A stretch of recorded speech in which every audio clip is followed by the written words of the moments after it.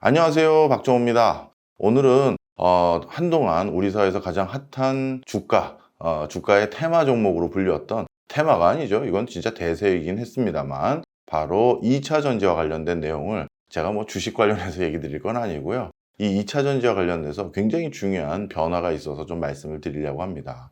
2차 전지 산업에 대한 변화라기보다는 요즘 가장 큰 이슈 중에 하나죠. 우리나라 주요 기업들, 어찌 보면 전 세계 2차 전지와 관련된 리딩 기업들 세 군데가 대거 미국의 2차 전지 관련한 공장을 짓고 있다. 이 팩트를 우리가 어떻게 받아들여야 되느냐, 이 부분에 대한 말씀을 좀 드릴까 합니다. 제가 이거를 좀 더 정확하게 설명드리기 위해서요, 많은 분들이 오해하시는 게 있어서 좀 한번 찾아와 봤습니다. 대표적으로 2차 전지 그러면 LG 에너지 솔루션, SK온, 그 다음에 삼성 SDI, 이 세 군데 회사가 있죠. 이 세 군데 회사가 미국에 공장을 짓는데 라고 하니까 세 회사가 각각 하나, 그래서 세 개 공장 짓나 보다, 이렇게 생각하실 수 있을 텐데요. 그런데 그렇지가 않습니다. SK에너지 솔루션이요, 지금 현재 미국에서 2차 전지 관련한 생산 공장을 운영 중이거나 앞으로 운영하기 위해서 공장을 짓고 있는 곳은 오하이오주, 테네시, 미시간, 또 한 곳에 미시간 하나 더 짓고요, 애리조나, 그 다음에 오하이오, 그래서 총 6군데에다가 공장을 지을 것이고요. 그 다음에 SK온 같은 경우도 테네시, 켄터키의 또 다른 곳, 그리고 조지아의 3개, 그래서 무려 6곳에 공장을 지을 예정이고요. 그 다음에 삼성 SDI 역시도 인디애나에 공장 짓는 것은 2025년에 가동 예정이고, 또 한 곳에 공장을 짓을 건데 그거에 대한 지역은 아직까지 미정인 상황입니다. 특히 총 다 합쳐서 우리나라 3개의 기업이 총 14개의 공장, 어찌 보면 14곳이라고도 할 수 있겠죠. 이 14곳의 공장을 짓기로 결정을 했는데요. 자, 그러면 만약에 지금의 미국의 정책 기조가 우리 미국에서 장사하고 싶으면 미국의 공장 그래야지만 물건 사줄 거야 라는 정책 기조가 만약에 아니었다면 어떻게 됐을까요? 이 세 군데, 전 세계에서 제일 2차 전지 잘 만들고 많이 만들 수 있는 이 세 회사가 당연히 2차 전지의 생산 거점 기지로 선택할 곳은 한국 어딘가였을 겁니다. 그럼 한국 어딘가, 그게 예를 들어서 6개, 2개 합쳐서 총 14개의 공장을 만약에 한 곳에다가 우리가 딱 짓기로 했다라고 한다면요, 아마 우리나라에 울산시, 포항시, 광양시, 이러한 어마어마한 산업 거점 도시가 하나 더 생겼을 수도 있습니다. 참 안타까운 일이에요. 그러다 보니까 이렇게 우리나라 주요 생산 거점 기지가 외국으로 나간다라는 것을 그냥 어쩔 수 없이 미국에서 비즈니스 하면 해야죠 이렇게 생각하고 공장 3개 정도 미국에 짓는 건데요, 이렇게 단순하게 생각할 것이 아닙니다. 우리나라에서 지금 가장 어려움에 처한, 지금 2023년도에 어려움에 처한 인더스트리 중에 하나가 또 지역 경제이고요, 지역의 부동산 건설 경기입니다. 그런데 만약에 진짜 국가가 전략적으로 이 2차 전지 국제 클러스터 조성 사업이라고 해서 어딘가 지자체 하나 딱 잡아서요, 그동안은 경상도 너무 많이 밀어줬으니 이번엔 강원도나 전라도나 이런 데 한번 밀어줍시다, 아니면 경북도, 경상도 중에서 경북은 좀 덜 밀어줬으니 해서 그걸 지역 균형 발전 차원에서 결정을 하던, 아니면 조금 더 효율성의 관점에서 어딘가 수출 입항에 제일 적합한 부지로 우리 평택항 조금 밑에다가, 그리고 충청권에서도 뭔가 수혜를 받을 수 있는 당진쯤이라고 할까요? 그쯤에 정해보자 라고 했다면, 아마 내수경제의 커다란 활로가 또 모색될 수 있었을 겁니다. 그래서 아주 단기적인 차원에서는 이렇게 생산 거점 기지를 온전히 완벽하게 다 외국으로 넘기다시피 할 정도의 대규모 투자가 일어나는 것은 일단 공사하는 과정에서의 내수경제 활성화가 저해되는 효과가 있어요. 그 다음 두 번째입니다. 이 두 번째는 뭐냐 하면요, 사실 2차 전지 분야에서 우리나라 기업들의 가격 경쟁력이 지금 한참 이제 중국이나 일본 기업과 싸워야 되는데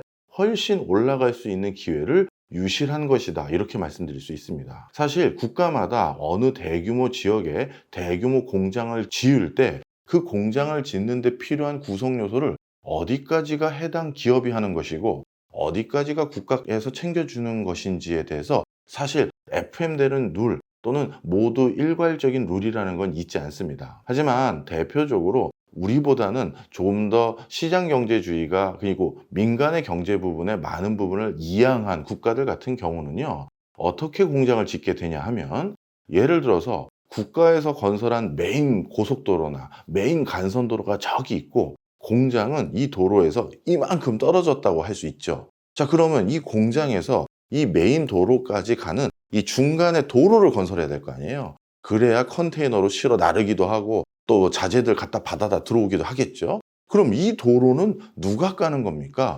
그리고 갑자기 여기에다가 공장 지었는데 그러면 공장이라는 건 물 많이 쓰거든요. 이 수도 배관은 누가 하는 겁니까? 그리고 우리 공장에선 전기도 엄청 쓰는데 고압선은 누가 끌어놔야 되죠? 자, 그러면 미국적 마인드는 원래 뭡니까?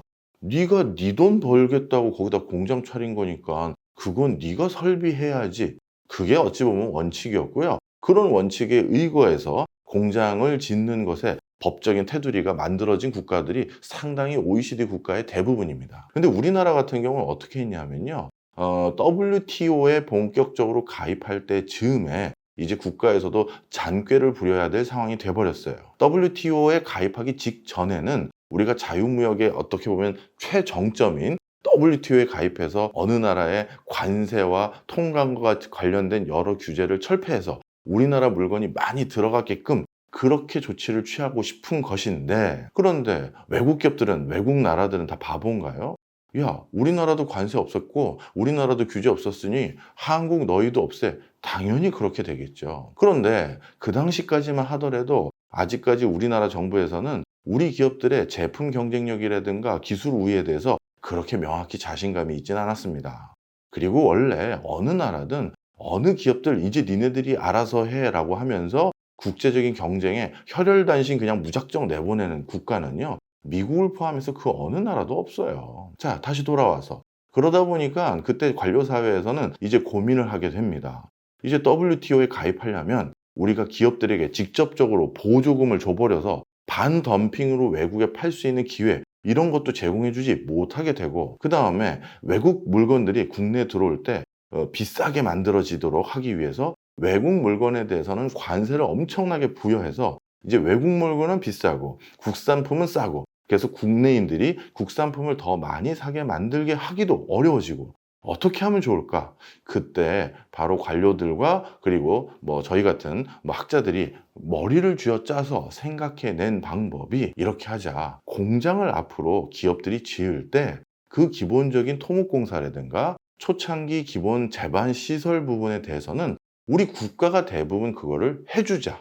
그렇게 하면 그것도 상당한 비용이 들고 어떻게 보면 그 비용 회수하는데 정말 몇 년 걸리는 게 통상적이잖아요. 그런데 그거 그냥 국가가 해줍시다. 이렇게 결정이 돼서 지금은 사실 외국에서는 잘 생각하지 못하는 부분이었던 땅 매입하고 그 땅에서 공장 지을 때 공장만 딱 짓게끔 만드는, 나머지는 국가가 다 해주는 형태로 산업단지를 조성해 왔습니다. 그래서요, LH공사에서 어느 지역의 대표적인 국가 산업단지 조성한다라고 하면 그거 국가가 다 토지 매입하고 지구 지정하고 하는 그 비용을 국가가 다 감내하고, 그 다음에 거기 그 땅을 평평하게 만드는 거 그것도 다 국가가 다 해버리고, 그 다음에 그 산업단지의 사용 목적이 뭔지를 살짝 기업들에게 주로 들어서 이 산업단지의 목적은 석유화학단지래, 반도체래, 아니면 뭐라고 할까요? 2차 전지래. 그러면 전력이 더 많이 들어가겠는데 여기는 독성 화학물질을 사용하지는 않을 테니 배관은 어떻게 하면 되겠네. 이런 것들에 맞춰서 기본적인 토목 인프라 SOC 사업을 다 깔아줍니다. 그리고 와서 기업들은 그 위에다가 진짜 조금 단순한 표현 드린 거예요. 건물 짓고 배관 연결하고 전선 연결하면 바로 가동할 수 있게 해서, 그렇게 해서 그동안 우리 기업들이 국제사회에서 경쟁력을 확보할 수 있도록 만들어준 부분이 분명히 있습니다.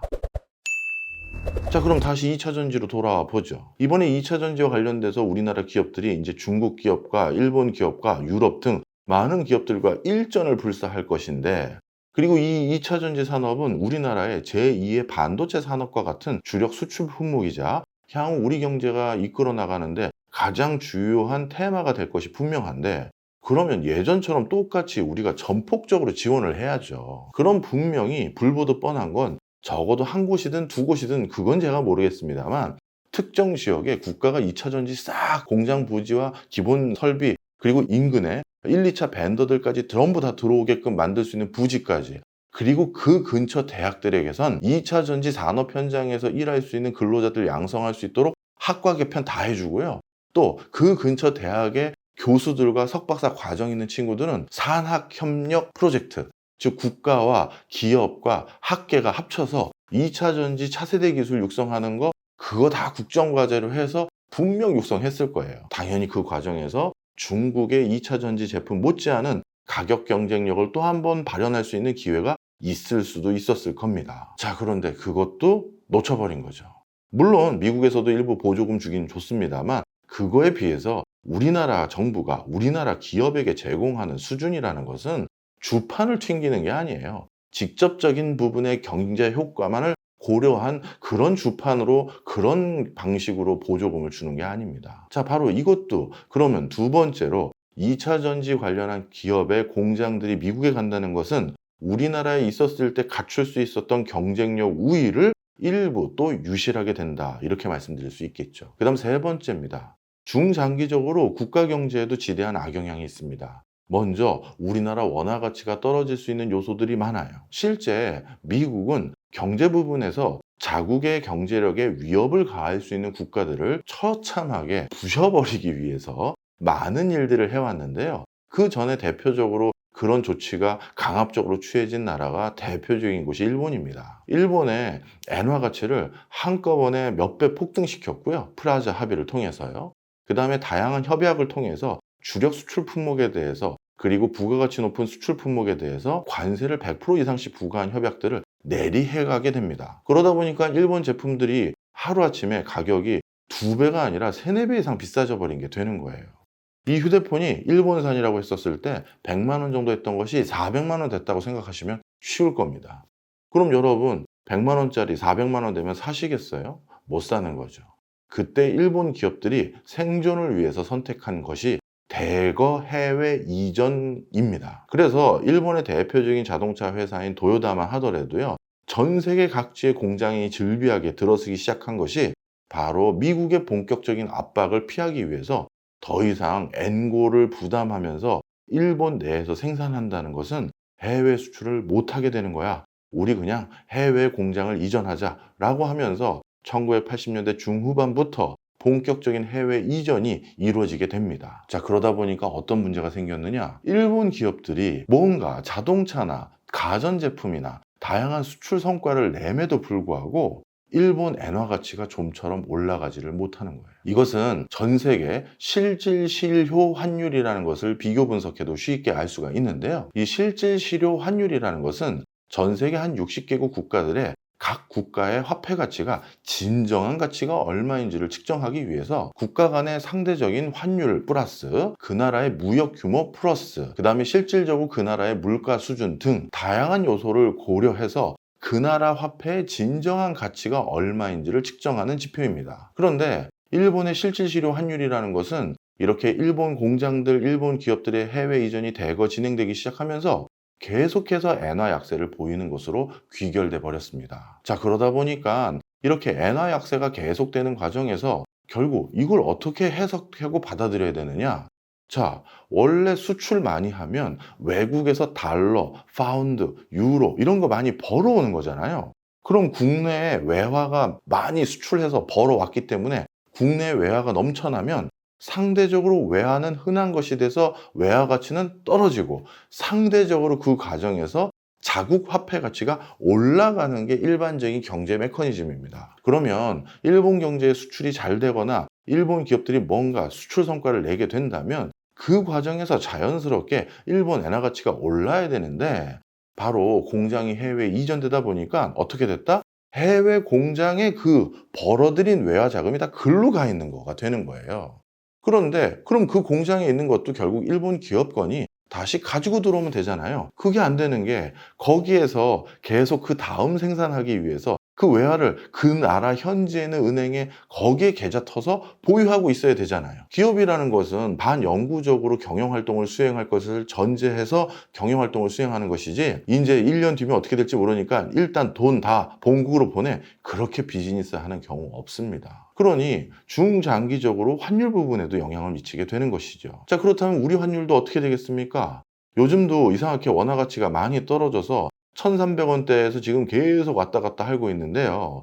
앞으로 미국의 이런 정책 기조가 계속된다면 우리나라 원화 가치가 수출이 잘 됐다고 해서 다시 반등하는 그런 기회는 좀처럼 많이 찾아오지 않을 수가 있다는 게 일본의 전례에서 우리가 볼 수 있는 대목들입니다. 이런 것들이 우리가 지금 2차 전지 공장이 해외로 이전하면서 우리가 직면하게 된 여러 변화들 중에 하나다, 이렇게 보시면 되겠습니다.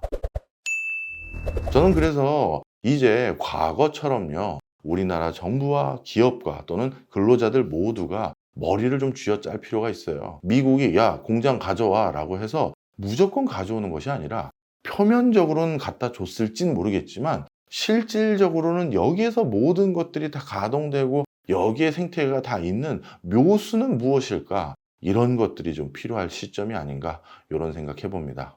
뉴스의 이면에 있는 내용 한번 다뤄봐 드리려고 소개해 드렸습니다. 저는 다음에도 또 알찬 소식 들고 또 찾아뵙겠습니다. 고맙습니다.